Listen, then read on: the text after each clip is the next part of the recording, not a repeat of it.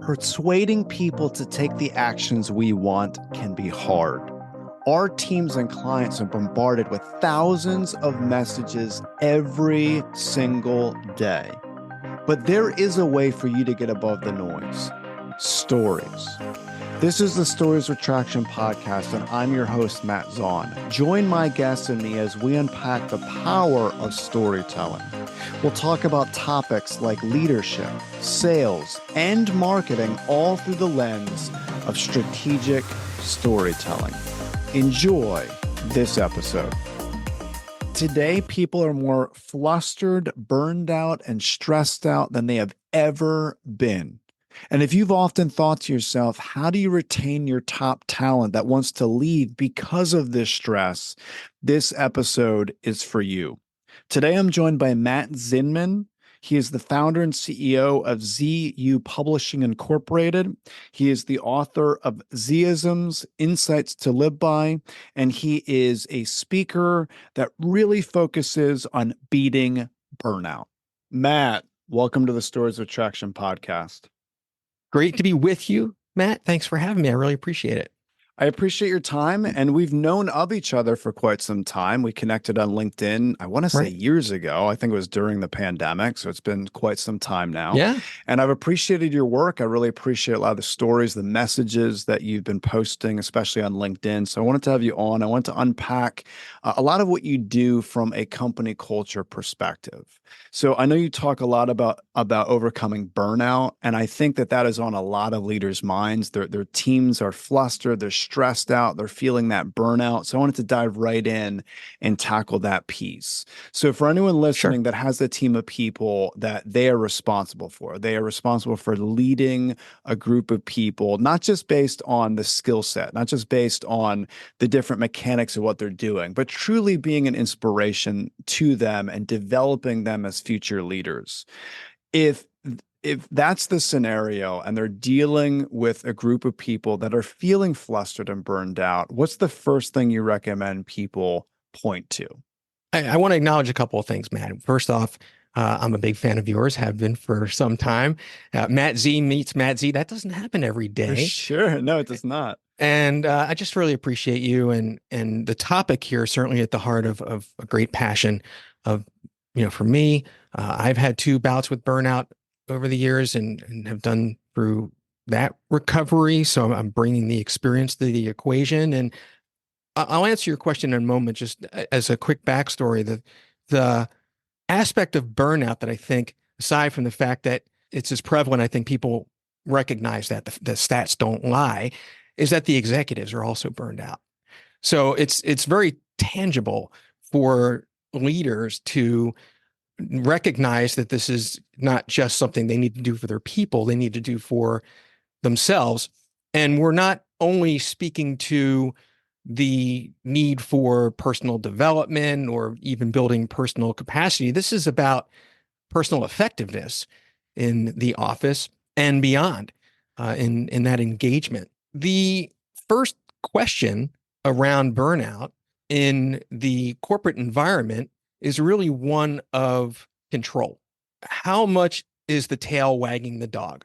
Are you having too many meetings? Are you inundated with emails? Are you not giving people breaks? Are you not mixing it up? So I would definitely, to your question, engage with your people to really see what's possible in terms of improving those sorts of things that are systemic. So I appreciate many things that you said. I appreciate you going right to executives are also feeling burned out. So they might not even know the encouragement to give their team.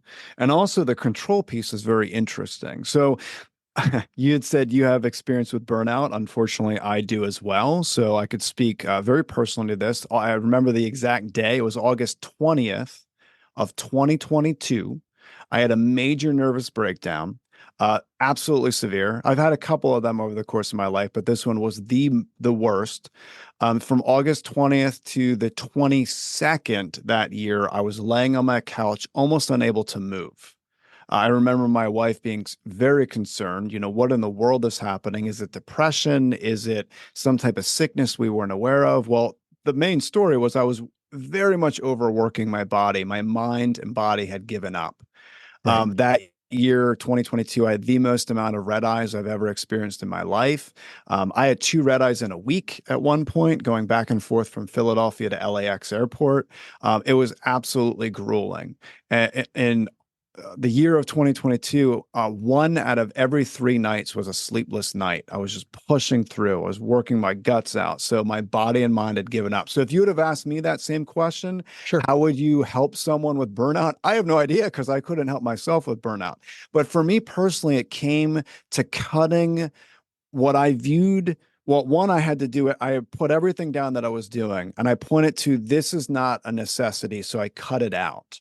So cutting those out to focus on what I really needed to do. So from a control perspective, another C word, cut, would you recommend people cut things out of their life to get more of that control? Or I what think, do you recommend with that? sure, Matt. People have to recognize their own capacity and their own lack of capacity. Some people are more high functioning naturally than others. Whatever that is, burnout is going to stem from the demands on you exceeding that capacity and you not aligning with that and doing the things that you need to. And certainly, Matt, I can relate to what you're describing. And uh, I think most people at one level or another, burnout is so variable, but they can relate to it, whether that's just stress to a certain degree, that's just life, or what you're describing is really becoming non-functional. And I know that as well. So I had, and put the story aside, but I had 2 very different bouts of burnout. The first in 2002 was the perfect storm, very similar to you, commuting Philadelphia, downtown, overworking, new baby, on and on and on. The second one was 10 years ago. Now, I've had to contend with depression myself, and I'm somewhat out and about as an advocate around this just the same.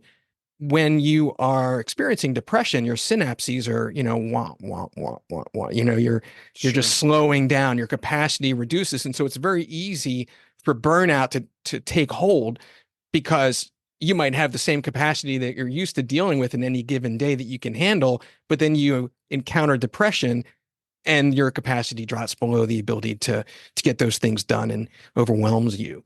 So I think it's also really important to look at why that capacity is in that deficit. Again, not just potentially a lack of control within the organizational culture, even in teams, especially. And it's really up to the managers who are on the front line to be well versed and to be able to have that culture of psychological safety. I think a lot of people, that term gets thrown around just a bit, but it really is just about people feeling comfortable to express where they're at and to be met by the manager and the company to support those needs. Yeah, that's powerful. I also appreciate you said a little while ago about meetings, meeting after meeting after meeting, right? Right. And just needless work. And I wonder how much of burnout goes back to our subconscious mind of us doing tasks where we really feel like we're working, but we're not really doing anything productive. So, case in point, social media. I think social media often with people scrolling, sometimes thinking they're actually working and their mind is telling them that they're working, but it's not really doing anything productive. Something Right. like that being at least a lot more effective, focus, maybe focused time, focused action steps while they're on social media, especially if they're in a marketing capacity or a sales capacity. But I do see this thing when it comes to very high dopamine charging activities and we get Right. sucked in because we like that feeling, but we're in a sense overworking. So how much of the conscious mind and subconscious mind play into feeling overwhelmed? That's a really great point, Matt.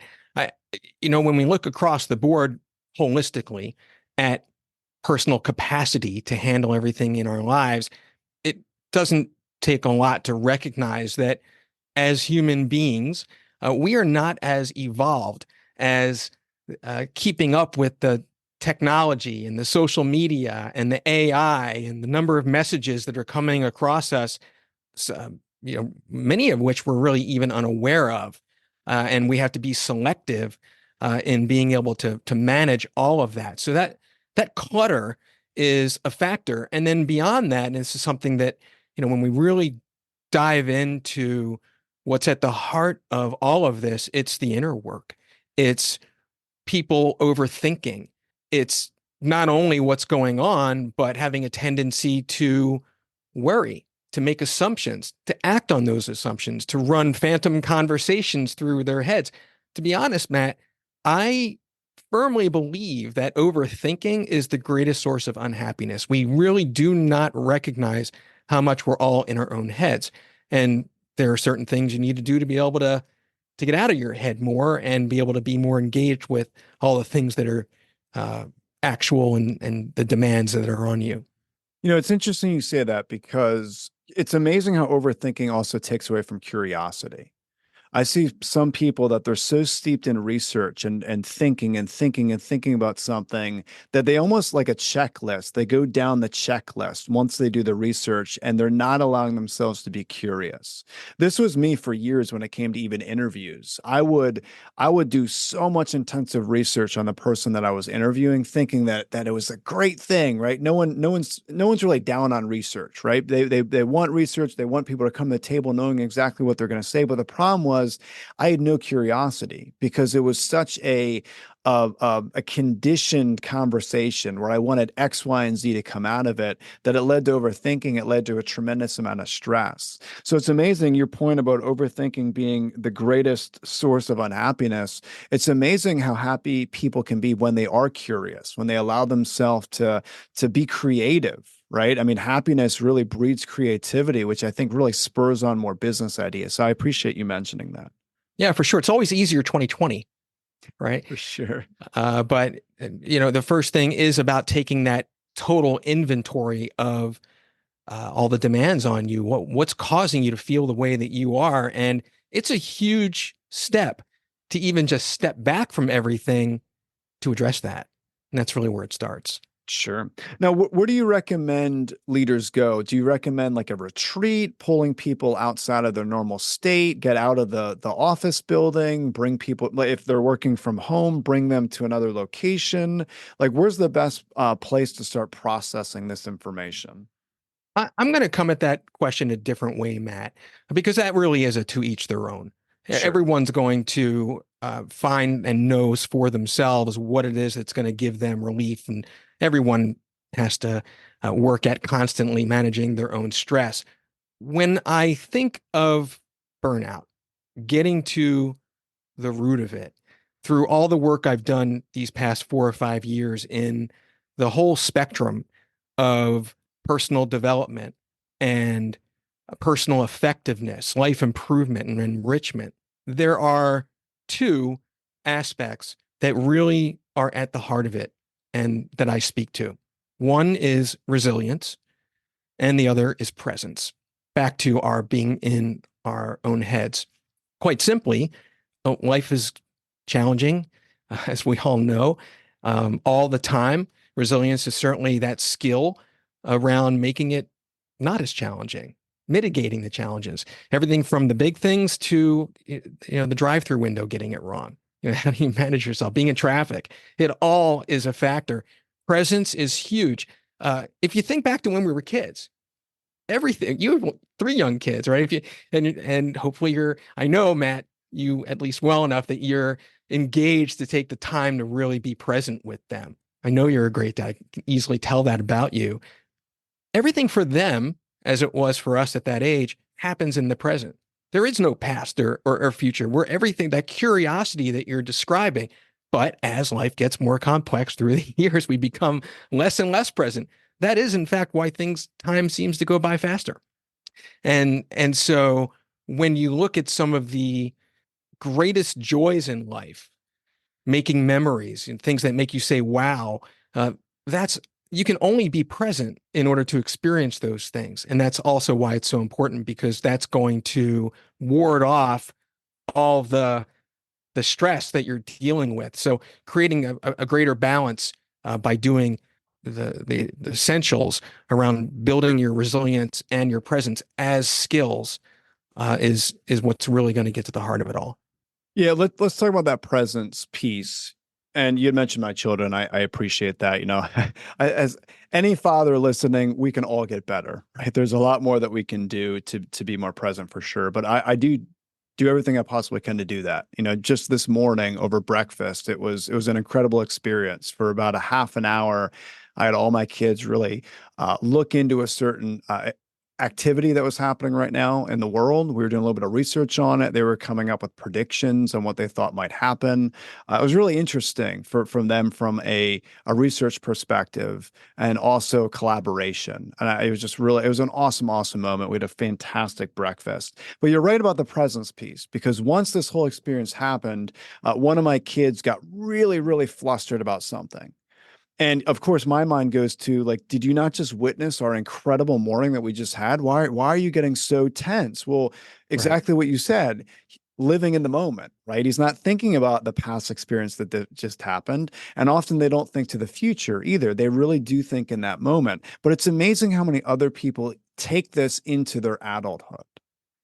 You know, Sure. I cannot tell you how many people I work with that are high achievers. They've done it all, they've seen it all from a business perspective, but they're not willing to have a little bit of fun, have a little bit of enjoyment with their life. I was recently talking to a gentleman who owns a large business based in the Portland, Oregon area. And I've been to Oregon numerous times. And for anyone listening that's been to the Oregon area, you're about 30 minutes away from some of the most beautiful waterfalls in North America. And I had Hmm. asked him, so he goes back and forth. He travels back and forth. He has business all over the country. He doesn't live in Oregon, but he flies out there quite often. And I said, "Oh, have you ever been to the waterfalls?" And I listed, different locations. And he said, "No." He said, "I've never done that." He said, "I don't have time to do that." Right. And it really got me thinking, like, here's this guy has it all, tons of financial resources, some incredible businesses. Clearly he's doing well financially. He's doing well when it comes to a business perspective, but he doesn't have the time to block off in his calendar to sit and see some of the most gorgeous waterfalls in North America. That is mind-boggling to me. And And it's also interesting. too common. Right. Yeah, sure. And later on in our conversation, he was talking about how flustered he was, how frustrated he was with things that were going on in his business. So I want you to speak to that a little bit from a presence perspective, kind of pulling ourselves out of our normal state, just learning how to enjoy life a little bit more. I recently heard someone talk about having a lot more firsts, that when we see something, go into it like it's the first time we've ever seen it, and that Right. helps us be more present. So, what are some strategies you would coach someone through when it comes to being more present? I think you've covered this to some degree on both sides of the equation. One is knowing what lights you up, being with your kids, what feeds your passion. These are the things that balance out the challenges that you're contending with day in and day out. The other, to your point, back to how many meetings we're having. Are we being effective? Are we making a difference? It's that progress that is that fulfillment at work that also lights people up. And when you can focus more on being more productive along those lines for what matters and being more engaged in the present with your kids, for example, or visiting the waterfalls, that's one of the best antidotes to burnout and stress. And Sure. we know that inherently, but the challenge is being intentional. And very few of us really are. I'm going to reference very briefly, Matt, with respect to our time, a few things for people to recognize. One is that there are a few filters that shape our reality. One, perception, and the difference between things going wrong and finding the brighter side. Mood health, which is out of my book. It's not a clinical term. It's more from lived experience. But we all have to manage our moods. This is really about normalizing the conversation. You described earlier, we all get depressed to one degree or another. How much we bounce back is really what distinguishes one person from another. But on any given day, a bright sunny day versus a rainy day, we feel differently. And that's another lens that we're seeing the world through. And the other is the superego, the inner critic. What are we saying with our inner monologue? That negativity bias, all these filters that we have to fight through. We're dealing, a mood health. We have this biochemical reality. You mentioned like endorphins and serotonin, and yeah, we brain chemistry that affects that. The other is that we have these forces of distraction. Quite simply, our past baggage, our future uncertainties around worry, making assumptions, and then we have really how we're hardwired, these automatic negative thoughts. That is a scientific term and whole thing around that. So it really is that those are the challenges and the problems that you have to recognize intentionally in order to work through them to be present. And then there are certain techniques that I speak to about being present. If we have a few minutes, I'm happy to get into those. Sure. So what are some things regarding brain presence that you would recommend people focus on? Well, for one, when we look at past baggage, the question is, well, for those of us who are dealing with that, who have that as a drain on our well-being, the anecdote is really looking at self-kindness as a skill, literally drawing the line. And what makes self-kindness different from anything, let's say in the world of personal development? Like, you feel a certain way about yourself, you want to work on yourself, you want to get from here to there, but it's very vague, very nebulous. I don't really know what it takes. Well, self-kindness is very definitive. You're either being kind to yourself or you're not being kind to yourself. And that is really about it, addressing the inner critic. That's about letting go of baggage, your resentments and regrets. And I think a lot of us have a tendency to have those. The other is really an anchor for my book, which is my chapter 1 called Earned Confidence. Quite simply, it's recognizing that, look, we've all been through everything we have in our lives. We've overcome so much and we're still standing. We always get up one more time than we're knocked down. And so at this point, we've proven to ourselves that we're entirely capable of overcoming whatever happens to us. So why would we worry about something that's uncertain? Why would we make an assumption and act on that assumption based on any uncertainty? So you have to fact check yourself and run it through this again, a filter, like a fiction filter, to recognize whatever it is that you're dealing with the real. You're capable of only dealing with the real. So that's the foundational concept around earned confidence. And when it comes to everything else, it's really being intentional and having an amplified awareness and really building into your day checkpoints to, check in with yourself or stand up for 5 minutes. And it starts the way I've done it and continue to do it. When I kind of fall off the wagon with it, is I just simply set alerts on my phone, and I parent myself. I don't give myself a choice. 3 o'clock, I'm in the middle of something. Well, my phone went off. I got to get up and move around for 5 minutes. So those are the cliff notes. I love that. One of the things that I always recommend people do is deep story work. And what I mean by that is really unpacking experiences in their past that led to trauma. I know a lot of people listening to this, they might get a little bit flustered with that T word, trauma. And sometimes it's not a capital T, it could be a lowercase t. It could be maybe that person was in high school and someone tore into them and said something horrible about them, and that had a profound impact on them. It could be something as, not that that's minor, but it's a lot more minor, so to speak, than some other horrific traumas, but it's still trauma.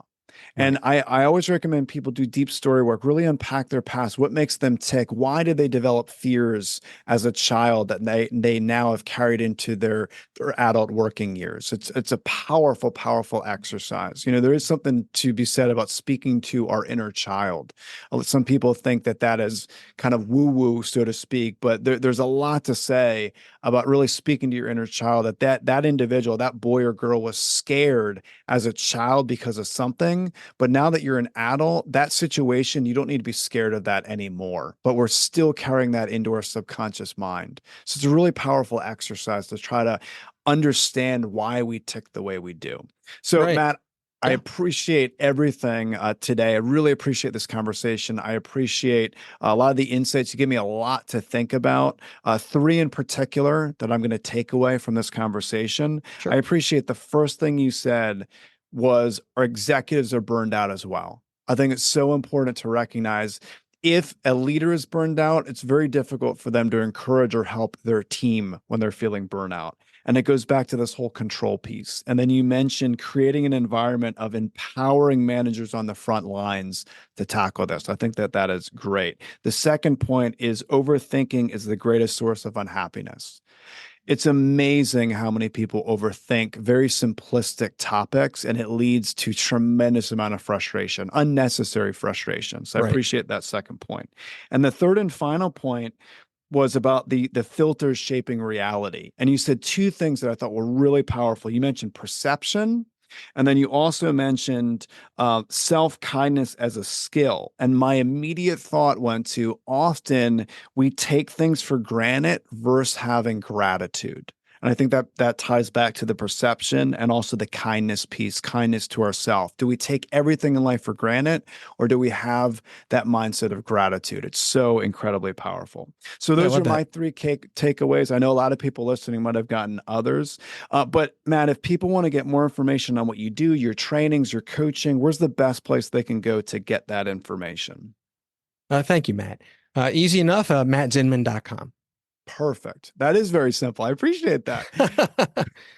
I will include that in the show notes. People can just click and check out your information from there. But Matt, thank you for your time today. I very much appreciate it.